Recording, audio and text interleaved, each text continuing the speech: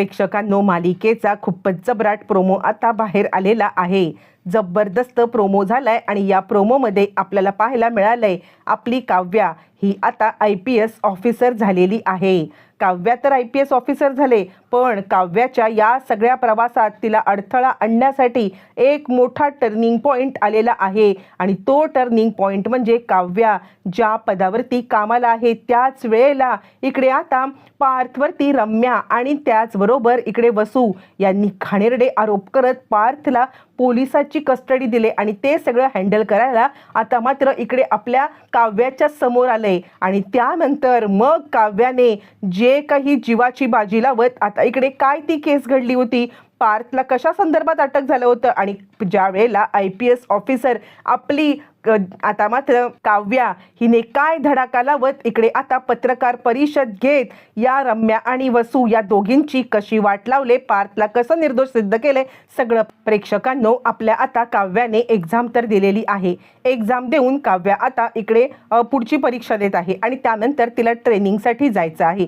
त्यावेळेला पार्थने तिला आता निरोप दिलाय। खरं तर पार्थला या सगळ्यामध्ये तिच्याविषयी वाटणारं प्रेम, आपुलकी, माया हे खूप आहे, पण तो ते कबूल करायला प्रेक्षकांनो बिलकुल तयार नाहीये, कारण या सगळ्यामध्ये येतोय तो त्याचा इगो आणि त्या इगोपायी तो काहीच कबूल करायला तयार नाहीये आणि त्याचमुळे तो निघताना काव्याला आपली आठवण म्हणून घड्याळ देतो आणि तो सांगतो घड्याळाप्रमाणे शार्प राहा, काही झालं तरी आपला अभ्यास चुकवू नका, प्रत्येक वेळेला अभ्यासासाठी आता इकडे धावपळ करा आणि काहीही झालं तरी सुद्धा IPS ऑफिसर बनूनच घरी या आणि त्यावेळेला खऱ्या अर्थाने मी तुम्हाला एक गिफ्ट देईन असं म्हणत आता इकडे काव्या निघून गेल्यावरती इकडे थोडा थोडा पार्थचा राग शांत आणि तोपर्यंत नंदिनी आणि आता जीवा यांच्यात सुद्धा मैत्रीचं नातं छानपैकी निर्माण होतंय आणि त्याच वेळेला मग आता नंदिनीला पार्थ सांगतोय की ज्या वेळेला आता इकडे काव्या परत येईल ना IPS अधिकारी बनून, त्यावेळेला मात्र तिला खूप मोठं सरप्राईज मी देणार आहे।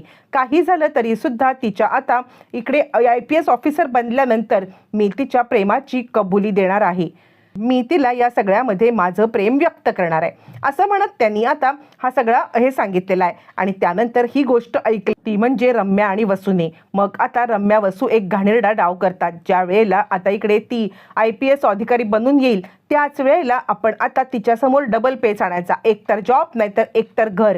हा तिला कधीच प्रपोज करणार नाही, कारण ती कधीही अप्रामाणिकपणा करणार नाही, आपल्या कर्तव्याशी एकनिष्ठ राहणार आणि आपल्या कर्तव्याशी एकनिष्ठ राहूनच ती काम करणार। म्हणूनच आता आपण एक गोष्ट करायची आहे की तिला या सगळ्यामधून डिस्ट्रॅक्ट करायचं आणि त्यासाठी या दोघी जणी पत्रकार परिषद घेतात।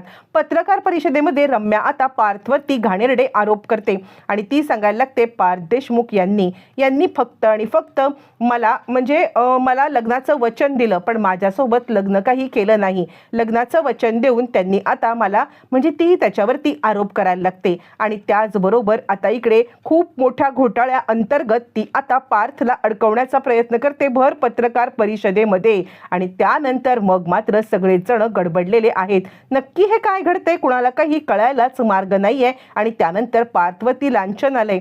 पार्थला आता इकडे सगळ्यांनीच घेरलंय, पत्रकारांनी तर आता छिथू करून टाकले। इकडे काव्या तिचं ट्रेनिंग घेत आहे, पण तिला ही अपडेट मिळाली आहे काव्याचा शेवटचा शपथविधी आहे आणि त्याच वेळेला इकडे आता पार्थ अटक करण्यात आलेली आहे आणि आता त्याला कळायलाच मार्ग नाहीये की हे आपल्यासोबत काय घडतंय आणि त्याला माहिती आहे हे जर का ज्या काही गोष्टी घडतायत आणि त्यामध्ये रम्या आणि वसू यांनी आता मला आणि काव्याला एकत्र येऊ न देण्यासाठी हा सगळा प्रकार केलाय। इकडे तो काव्याचा शपथविधी झालाय आणि तिने आता विचार केलेला आहे काहीही झालं तरी सुद्धा मी या सगळ्यामध्ये माझ्या नवऱ्याला वाचवणार, कर्तव्य निभावत मी नवऱ्याला वाचवणार।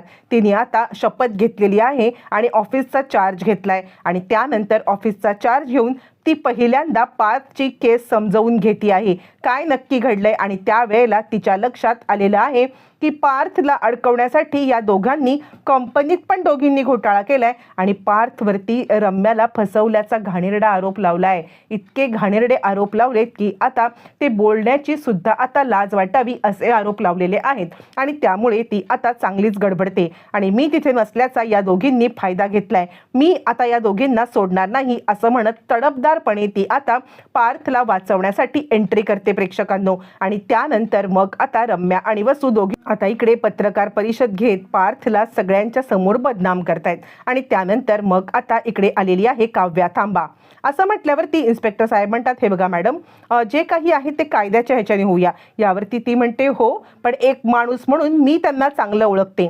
माझ्यापेक्षा जास्त त्यांना चांगलं कोणीच ओळखत नाही आहे. ते कधी गैरफायदा घेणाऱ्यातले नाही आहेत. माझं लग्न झाल्यानंतर माझ्या मनाविरुद्ध लग्न होतं तर त्यांनी कधीसुद्धा मला आता हे लग्न एक्सेप्ट करण्यासाठी बोललेले नाही आहेत. आणि म्हणूनच मी तितक्याच हक्काने सांगू शकते की पार्थ देशमुख हा माणूस जितका खरा आहे, जितका राजा हरिश्चंद्र, जितका राम, आणि त्याचमुळे सोडा त्यांना, त्यांचं जे काही आहे ते मी करेन. यावरती मग आता इकडे पार्थ सांगायला लागतो, हे बघ काव्या, अजिबात नाही, तू तुझ्या पदाला साजेल अशीच वाग, जे योग्य असेल तेच कर, आत्ता मला जेलमध्ये जावं लागलं तरी 72, असं म्हणत आता दोघं एकमेकाला सपोर्ट करतायत. आणि पार्थने काव्याच्या त्या पदासाठी जेलमध्ये जाण्याचा निर्णय घेतलाय प्रेक्षकांनो. आणि त्यानंतर तडफदारपणे आपली काव्या आता त्याला सोडवणार आहे. कसं काय, येणाऱ्या भागांमध्ये सगळं करणार आहे. त्यासाठी मालिकेचे अपडेट पाहण्यासाठी चॅनलला सबस्क्राईब करा.